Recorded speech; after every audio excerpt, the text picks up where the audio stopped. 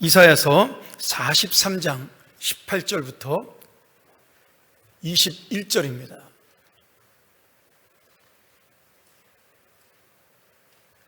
화면에 구절은 잘못됐는데 말씀은 제대로 기록이 됐네요. 16절이 아니라 18절인데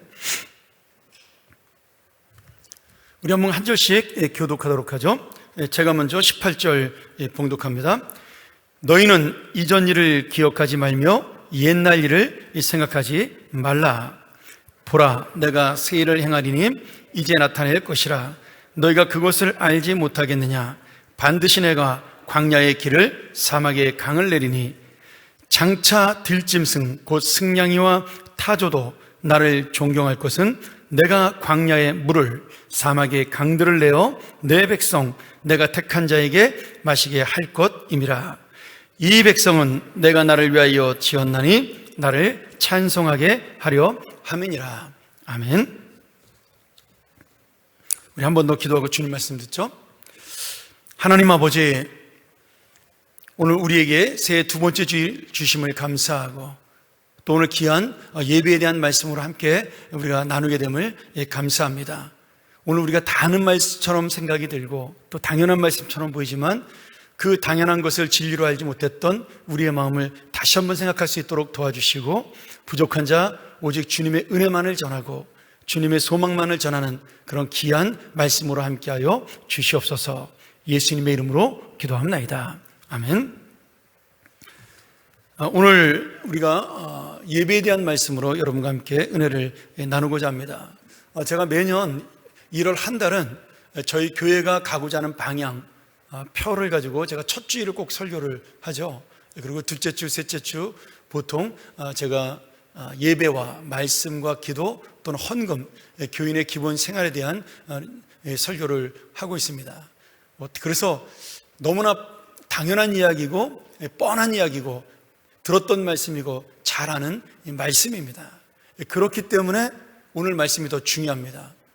왜 이렇게 당연한 얘기를 목사님이 매년마다 하는가? 그 부분을 여러분 생각하시면서 오늘도 이 말씀 속에 함께 우리가 은혜를 나눴으면 좋겠습니다.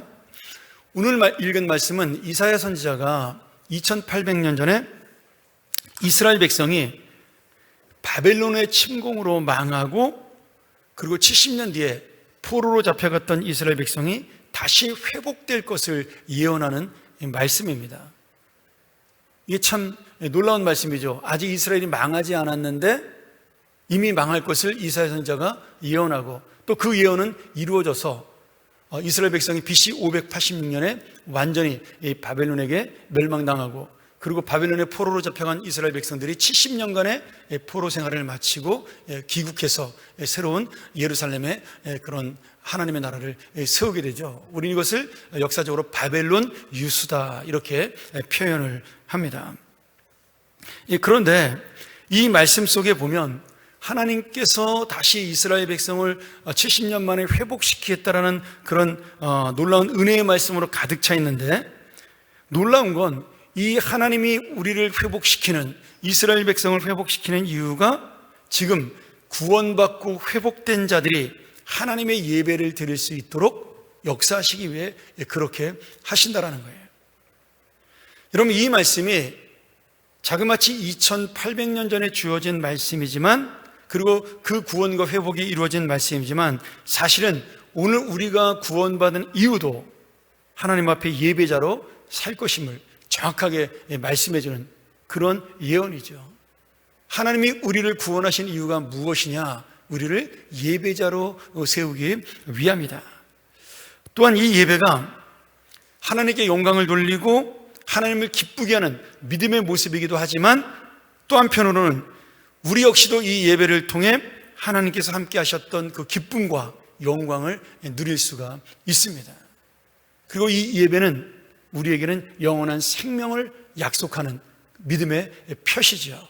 그래서 오늘 제목이 영광과 생명으로 가는 길, 예배가 되는 겁니다. 저는 오늘 이 말씀을 통해서 코로나19로 인해서 소홀해진 우리 예배자의 마음을 회복하고 예배를 사모하여 은혜 받는 우리 귀한 하나님의 사람들이 되기를 간절히 소원합니다. 첫 번째로 하나님께서는 우리 예배자들을 위해서 새 역사를 이루어 주십니다. 우리가 읽었던 18절과 19절 말씀에 보면 너희는 이전 일을 기억하지 말아라. 옛날 일도 생각하지 말아라. 내가 이제 너희들에게 새 일을 행하리니 이제 그 새 일이 너희들 눈앞에 나타나고 너희가 그것을 알 수가 있다. 내가 반드시 너희가 지나갈 광야에 길을 내고 그 사막에 강물이 흐르도록 하겠다. 이렇게 약속을 해 주십니다. 지금 하나님께서는 새 역사의 시작이 과거를 잇는 것이다. 이렇게 말씀하고 있어요.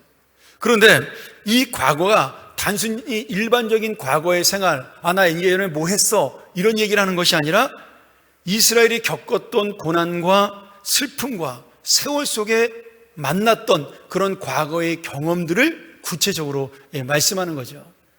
그들이 하나님 말씀에 불순종해서 하나님의 징계를 받고 아수르와 바벨론의 침략을 받아 북이스라엘과 남유다가 멸망했던 그 아픈 역사, 그리고 조국을 잃어버리고 포로로 잡혀와 70년 동안 그 고향 땅을 그리워했던 그 아픈 역사, 그런 모든 것들을 내가 너희를 잊게 할 것이라고 말씀해주고 있는 겁니다.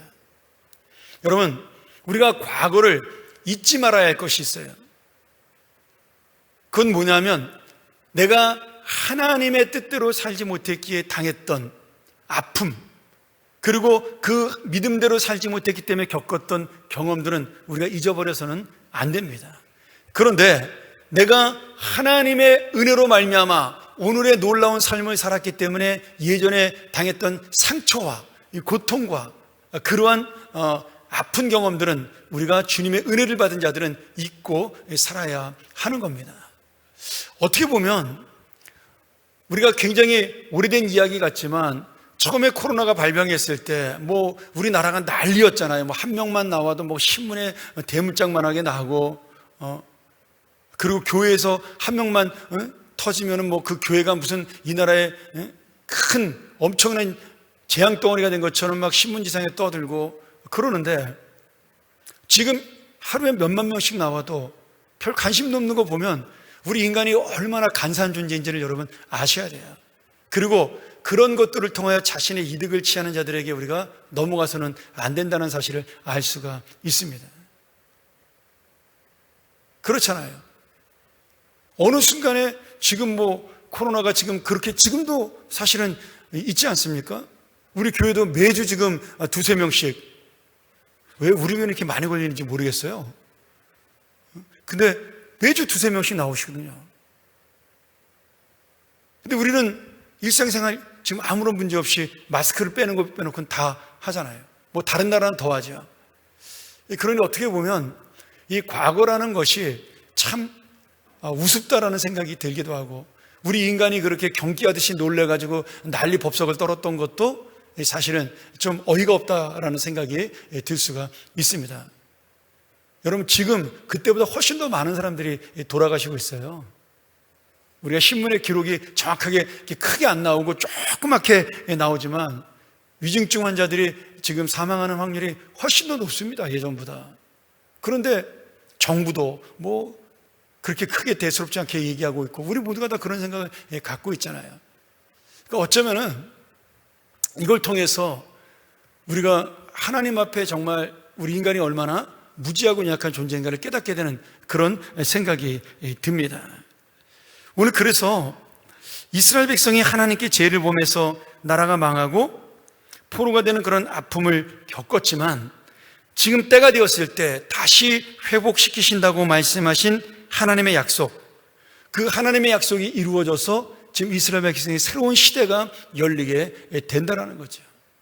그러니 너희는 과거의 아픔을, 과거의 고통을, 과거의 눈물을 잊고 이제는 하나님의 새로운 시대와 하나님의 이루실 역사를 바라봐라. 그것이 바로 너희의 위로가 되고 소망이 될 것이다. 이렇게 말씀해주고 있는 겁니다. 그러면서 지금 하나님께서 구체적으로 그러면 너희들에게 어떤 역사를 내가 이루겠느냐, 그러면서 무슨 말씀을 하셔요? 내가 이 광야에 길을 내고 사막에 강물이 흐르게 하겠다. 그리고 그 길을 너희들이 가며 목마른 자들이 그 물을 마셔 구원을 얻는 그런 놀라운 역사가 일어날 것이다. 이렇게 말씀하셔요. 여러분, 이 말씀은 단지 아름다운 글을 쓰기 위한 문학적 표현이 아닙니다. 멋있잖아요. 광야에 길을 만드시고 사막에 강물을 흐르게 하시고, 마치 시처럼 보이지만 이것은 시가 아니라 실제라는 사실이에요. 지금 이 이스라엘 백성이 예전에 애굽에서 구원받고 이 길이 없던 광야의 길을 이어서 하나님이 홍해를 가르고 반석에서 물을 내서 마치 강물이 흐르게 하는 것처럼 이스라엘 백성을 그 길로 인도하셨다는 지금 역사를 마음속에 염두에 두고 이 새로운 역사를 다시 내가 이루시겠다라고 말씀하고 있는 겁니다. 여러분, 우리 인생도 마찬가지예요. 우리가 가는 길이 가보지 않은 길을 가는 겁니다. 사실은 내가 어제 살았던 길을 오늘 똑같은 삶으로 사는 것처럼 보이지만, 그러나 모양은 비슷해 보여도 그것은 하나님의 새로운 날이고 하나님의 새로운 함께 하심이고 하나님이 우리에게 주시는 새로운 시간들이에요. 그러기에 내가 오늘 하루 이 주님의 새 역사를 기대하고 주님의 새 역사를 믿음으로 소망한다면 우리에게도 하나님의 새로운 시대는 날마다 새롭게 이루어질 것이라고 오늘 말씀해주고 있는 겁니다. 지금 바벨론에 포로되었던 백성들이 이 구원의 은혜를 기억할 때 하나님께서 그들이 바벨론에서 다시 이 광야를 통해 거꾸로 예루살렘으로 돌아가는데 여전히 하나님은 그 광야의 길을 내어주시고 사막에 강물을 내어주신다. 너희들이 다시 회복되어 예루살렘을 회복할 때까지, 예루살렘을 다시 세울 때까지, 하나님의 성전을 세워 그 예배를 회복할 때까지 나는 너희들에게 똑같은 이 구원의 길을 허락하겠다. 지금 그 약속을 주님께서는 과거를 지금 생각하면서 그 은혜를 기억하게 하시면서 말씀해주고 있는 겁니다. 세월은 지나고 상황은 달라졌지만 이스라엘을 구원하시는 하나님의 약속은 변함없이 이루어지는 은혜의 말씀이고요. 그 은혜의 말씀은 오늘 내가 가는 길도 길을 내어주시겠다라는 하나님의 약속이기도 한 거죠. 오늘 우리가 이 말씀을 보면서 놓치지 말아야 할 큰 은혜가 있습니다. 지금 이사야 선지자는 하나님의 역사만을 말씀하고 있지만 결국 이 역사는 포로로 잡혀갔던 이스라엘 백성들이 예루살렘으로 돌아오기를 사모했던 가장 큰 이유가 무엇이냐? 바로 예루살렘 성전에서 하나님의 예배, 그 제사를 회복하고 주님을 만나는 것이 그들의 소망이라는 것을 보여주고 있는 겁니다. 여러분, 제가 편리하게 지금부터 제사를 예배라는 단어로 표현하겠는데요. 그 바벨론에 70년 동안 포로 생활했던 이스라엘 백성들이 가장 꿈꿨던 것이 뭐냐면 조국에 돌아가 예루살렘 성전을 새로 짓고 거기에서 하나님의 예배, 그 제사를 통해 하나님의 은혜를 다시 만나는 것, 그동안 끊어졌던 하나님과의 관계를 회복하고 거기에 울렸던 찬송이 울려 퍼지고 거기에서 들었던 주님의 율법의 말씀을 듣고 그리하여 우리가 지금 하나님과 함께 살고 있다는 그 은혜를 체험하는 예배의 회복이 사실은 이 70년 포로 생활의 소망이었습니다. 이스라엘 백성은 나라가 망하기 전까지 매일 드리는 예배니까 전혀 이 예배가 소중하다는 생각을 하지 못했어요. 안식일과 절기 때마다 며칠씩 제사를 드리고 제물을 바치며 예배를 드리니 점점 그 출애굽한 다음에 시간이 가면서 일상적이고 습관적인 형식이 되어서 그들은 이 예배에 대해 정성된 마음과 진실한 그 영혼이 없이 그저 형식적인 예배를 드렸습니다. 그래서 하나님이 그들의 예배를 받지 않으시겠다라고 책망할 정도로 그들은 예배를 가볍게 여겼습니다. 우리 한번 말씀 볼까요? 이사야서 1장 11절 그리고 12절입니다. 우리 제가 한번 읽도록 하죠. 여호와께서 말씀하시되 너희의 무수한 재물이 내게 무엇이 유익하뇨? 나는 순양의 번제와 살찐 짐승의 기름에 배불렀고 나는 숫송아지나 어린 양이나 순염소의 피를 기뻐하지 아니하노라. 너희가 내 앞에 보이러 오니 이것을 누가 너희에게 요구하였느냐? 내 마당만 밟을 뿐이니라. 이게 이스라엘 백성이 드렸던 예배였어요. 정말 마당만 밟고 가는 겁니다. 여러분, 이 자리에 나왔는데 하나님이 야 너희는 지금 마당만 밟고 가는 거야 이렇게 말씀하시면 우리가 준비했던 이 예배가 얼마나 안타까운 거예요. 시간이 아깝고 또 제가 이 설교를 준비하려고 몇 날 며칠을 책을 보고 기도하고 애를 쓰는데 그게 얼마나 허무한 것이고 이 예배 한 시간을 위해서 우리가 준비했던 일주일의 모든 삶이 얼마나 무익한 것이에요. 근데 주님이 분명히 이렇게 말씀하시는 거죠. 너희가 마당만 밟고 하는 거다. 너희들이 드린 재물 나는 안 받는다. 그 재물에 너희의 마음이 없고 너희의 영혼이 없고 그저 너희는 지금 시간을 때우러 이 자리에 오는 것이다. 그렇게 하나님께 책망을 들었습니다. 그러다 주님의 심판으로 나라가 망했어요. 예루살렘 성전은 불에 탔고 그들은 뿔뿔이 흩어져 일부는 애굽으로 도망가고 일부는 바빌론의 포로로 잡혀갑니다. 그 이후로 70년 동안 정상적인 예배를 드릴 수 없었던 이스라엘 백성들은 그때 그 예배가 얼마나 소중한지를 절실하게 깨닫게 된 것입니다. 그 제물이 불에 태워져 하늘로 올라갈 때 그 향기와 그 연기가 하나님께 상달이 되어 하나님이 내가 너희를 지키고 내가 너희와 함께 하겠노라고 너희가 죄를 짓고 오늘 이 자리에 나왔지만 내가 너를 용서하고 내가 너를 사랑하노라고 말씀하셨던 그 놀라운 하나님의 은혜가 임했던 그 예배, 그것이 그들에겐 너무나 그리웠던 거예요. 그래서 결국 이들은 제사와 예배가 단순히 제물을 바치는 종교적인 행사가 아니라 하나님과의 관계를 회복하는 통로요, 하나님께서 우리를 사랑했던 증거라는 그 놀라운 사실을 깨닫게 되고 이 예배를 사모하게 된 것입니다. 그래서 지금 이스라엘 백성이 포로에서 회복되어 나라를 재건하는 것은 결국 예배를 회복하고 예배를 세우는 것이었어요. 제가 우리나라 역사를 보다가 혹시 여러분 기억나시는 분인지 모르겠지만 우리나라가 해방되고 처음으로 재헌의회라는 것이 지금 7월 17일 재헌절이 그것 때문에 생겨난 것인데 재헌의회라는 것이 생기고 국회의원들이 처음 뽑혔어요. 근데 우리나라가 기독교 국가가 아님에도 그때 국회의장이었던 거예요. 대통령인가요? 그 성경책에 손을 얹고 기도했다라는 기록이 있습니다. 여러분 우리나라가 그랬던 나라입니다. 저는 이런 부분에서 지금 우리 교회가 참된 예배가 회복이 되는 것이 결국 이 나라가 회복되는 길이라고 믿습니다.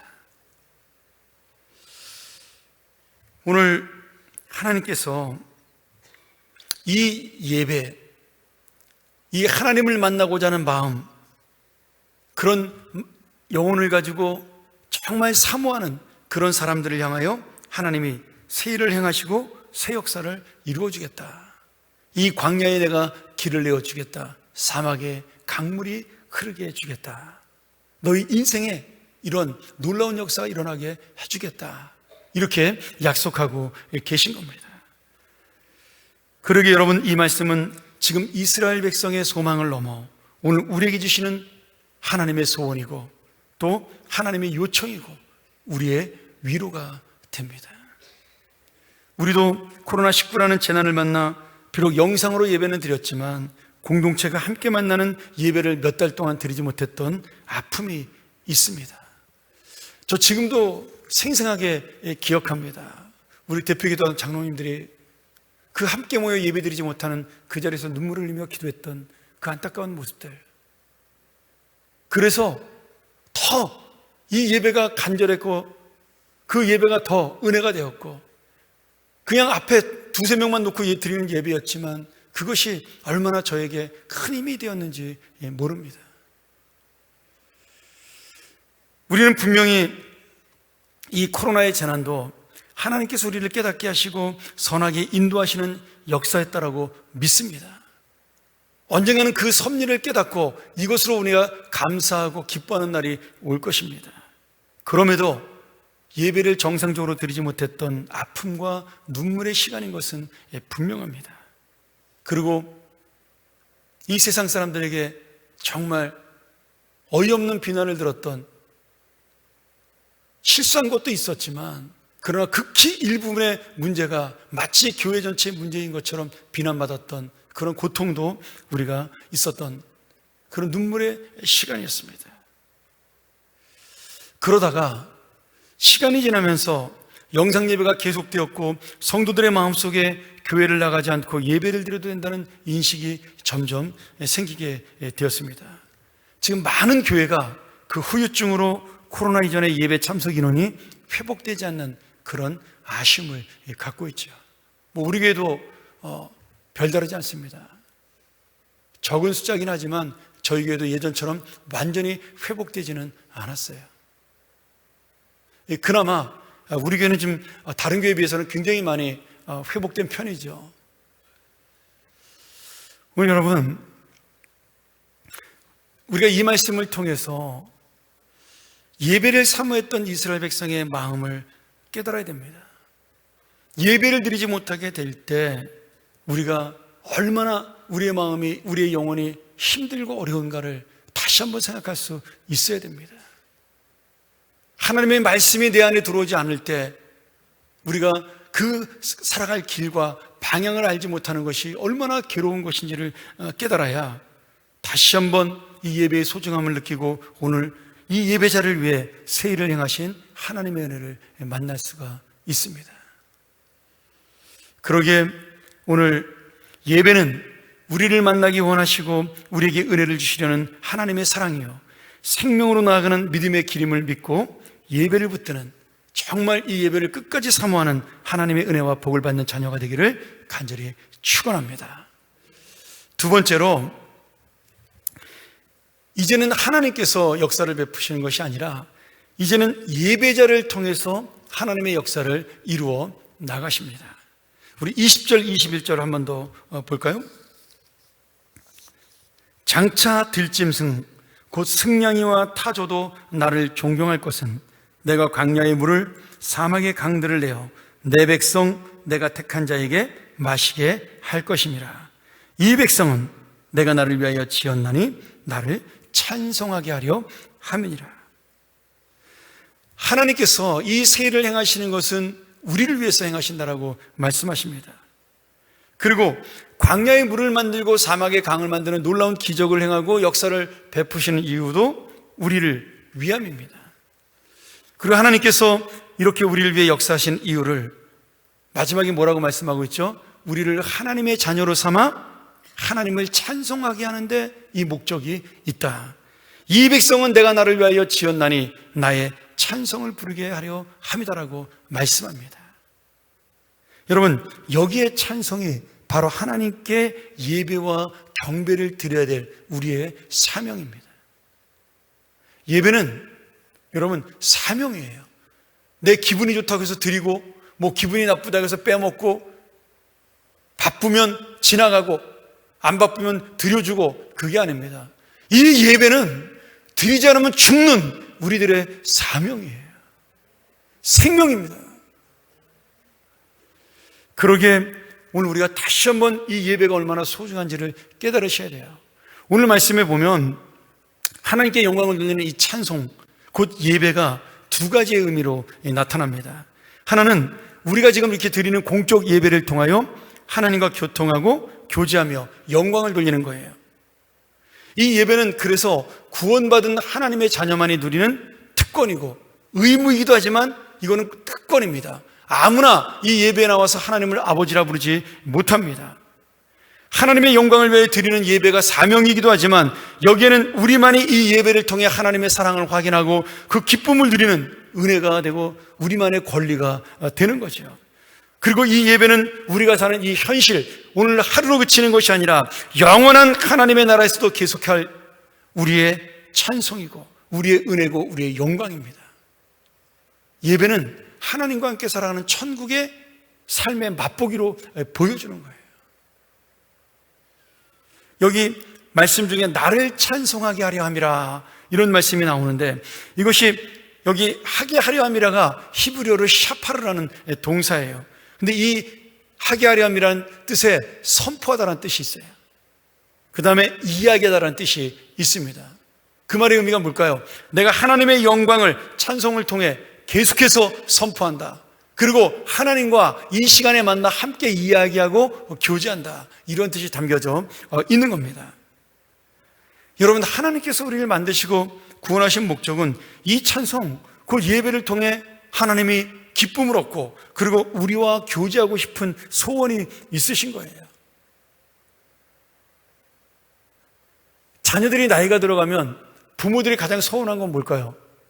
부모와 대화하지 않는 겁니다. 사춘기에 접어들면요, 아이들은 아빠나 엄마가 이야기 걸면 퉁명스럽게 대답하고 아니면은 지방으로 그냥 들어가 버리잖아요. 부모는 그 아이와 이야기하고 싶은데 아이는 그거를 이해하지 못합니다. 여러분, 그걸 뭐냐면 철없다 그러는 거예요. 철없다. 우리 딸아이가 한번 그 얘기 하더라고요. 내가 왜 그랬는지 모르겠어, 그때. 괜히 그냥 짜증나고 그러더라고. 철이 없어 그런 거거든요. 호르몬이 막 생성되고 그런 때기도 하지만. 근데 여러분, 우리는 그런 철없는 주님의 백성이 아니잖아요. 내가 싫어도 우리 부모님과 이야기하는 게 효라는 걸 알고 있잖아요. 사실 여러분, 어르신들하고 할머니, 할아버지, 부모님이랑 얘기하는 것이 얼마나 즐겁고 기뻐서 얘기하는 겁니까? 그렇지 않잖아요. 우리가 그분들을 사랑하고 아끼기 때문에 대화를 하는 거죠. 명절날 저희가 그 차를 막히는 그 길을 뚫고 부모님을 만나러 가는 이유가 뭐예요? 거기에 자식과 부모 간의 사랑이 있기 때문에 그런 겁니다. 내가 12시간을 차를 타고 가도 만나는 것은 2-3시간밖에 안 되더라도 그 사랑이 그 모든 시간을 넘는 기쁨과 은혜가 있기 때문입니다. 여러분, 예배가 그런 거예요. 내 감정으로 움직이고 내 마음으로 이것을 드렸다 안 드렸다 하는 것이 아니라 이거는 주님 앞에 무조건 드려야 될 자녀의 사명인 겁니다. 그렇게 하다 보면요, 자다가도 떡이 생기는 겁니다. 우리가 부모 말을 잘 들으면 자다가 떡 생기잖아요. 여러분, 예배도 마찬가지예요. 내가 주님 앞에 진실한 예배를 드리고 그 예배를 열심을 내면 하나님께서 우리에게 반드시 이 세상이 주지 못하는 길을 열어주고 이 세상이 주지 못하는 생수를 우리에게 주신다는 거예요. 그러게 여러분, 우리가 다시 한번 이 예배가 얼마나 소중한지를 깨달으셔야 돼요. 공적인 예배가. 또 하나, 예배는 하나님께 영광을 돌리는 삶의 내용이 예배입니다. 예배자의 진실한 삶이 있어야 그것이 진정한 찬송이 되고 그것이 이 세상에 보여주는 예배가 되는 겁니다. 우리가 하나님과 친밀하게 교제하려면 떳떳하게 그 앞에 나와 당당하게 이야기할 수 있는 그런 삶을 살아야 되는 거 아니겠습니까? 그것을 로마서 12장 1절과 2절에 뭐라고 말씀하고 있어요? 영적 예배요 산제사다, 이렇게 얘기합니다. 우리 로마서 12장 1절과 2절을 세 번역으로 한번 보죠. 형제자매 여러분, 그러므로 나는 하나님의 자비하심을 힘입어 여러분에게 권합니다. 여러분의 몸을 하나님께서 기뻐하실 거룩한 산 제물로 드리십시오. 이것이 여러분이 드릴 합당한 예배입니다. 여러분은 이 시대의 풍조를 본받지 말고 마음을 새롭게 함으로 변화를 받아서 하나님의 선하시고 기뻐하시고 완전하신 뜻이 무엇인지 분별하도록 하십시오. 이게 살아있는 예배라는 거예요. 내가 이런 삶의 예배를 드릴 때 이제는 세상 사람이 하나님께 영광을 돌리는 거죠. 야, 나는 하나님은 믿지 않는데 네가 믿는 하나님은 진짜 살아있는 것 같아. 누가 그 고백을 했어요? 다니엘에게 메대의 다리오 왕이 그 고백을 하잖아요. 다니엘의 하나님을 찬송하라고. 다니엘의 하나님을 모욕하는 자를 내가 전부 심판하겠노라고. 그가 하나님을 믿어서가 아니라 다니엘을 보고 하나님의 살아계신 것을 만났기 때문입니다.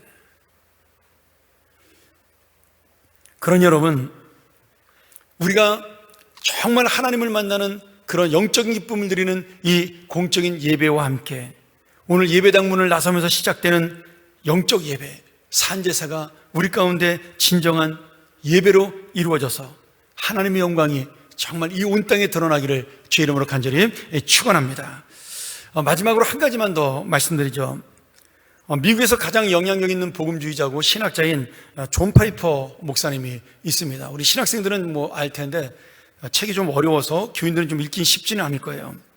이분이 쓴 책 중에 우리나라에 굉장히 많은 책이 번역되어 있는데 그 책 중에 열방을 향해 가라 이런 책이 있습니다. 선교에 관한 책이에요. 그런데 여기에 굉장히 중요한 이야기를 합니다. 존 파이퍼 목사님이 저도 100% 동의하는데 선교의 궁극적인 목표는 예배의 회복이다 이렇게 이야기해요. 그래서 내가 가난한 자들을 돕는 것, 열방을 향해 복음을 전하는 것이 결국 예배가 없는 곳에 예배를 회복시키고 예배자를 만드는 사역이다. 그러니 이 세상의 모든 사람이 구원받고 세상이 끝날 때 하나님의 보좌 앞에서 경배하며 영광을 돌리는 날이 오면 더 이상 선교는 필요하지 않다 이렇게 이야기를 합니다. 그러면서 선교는 일시적인 사명이지만 예배는 영원한 사명이다. 여러분, 이 말씀이 좀 강한 말씀 같지만 정말 중요한 말씀입니다. 선교의 마지막 목적이 무엇이냐? 예배자를 세우기 위함이라는 거예요. 우리 구원의 목적이 예배자가 되기 위함이라는 겁니다. 제가 가끔 선교 세미나나 강의하러 가서 그 얘기를 자주 합니다. 여러분, 우리 선교의 마지막 목적은 뭘까요? 선교사가 없는 나라, 선교사를 파송하지 않는 나라가 되는 것이 우리의 꿈입니다. 여러분, 이 말씀 오해하시면 안 됩니다. 전 세계가 열방이 전부 복음이 전파돼서 더 이상 선교사를 파송할 필요가 없는 것이 우리 선교의 목적이에요. 그런 나라가 있잖아요. 어느 나라죠? 대한민국입니다. 우리나라는 더 이상 선교사가 필요하지 않습니다. 이단들은 파송을 하겠지만